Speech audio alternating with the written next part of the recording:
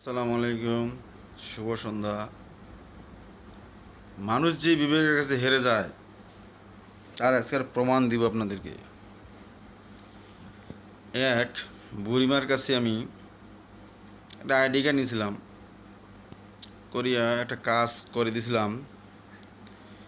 সে কাজের বিনিময়ে বলা যায় না, সে ভালোবাসা দিছে আমাকে। সে ভালোবাসা হচ্ছে এই যে, এটা হয়তো আপনারা চিনেন কি জানি না, এটাকে বলে কি চালের গুঁড়া বলে, অনেক বলে চালের গুন্ডা বলে। এই যে চাউল ভেজে যে কুটতে হয় সেই চালের গুঁড়া, এই জন্য আমি বলছিলাম আমি বিবেকের কাঠগড়ায় হেরে গেলাম আজকে।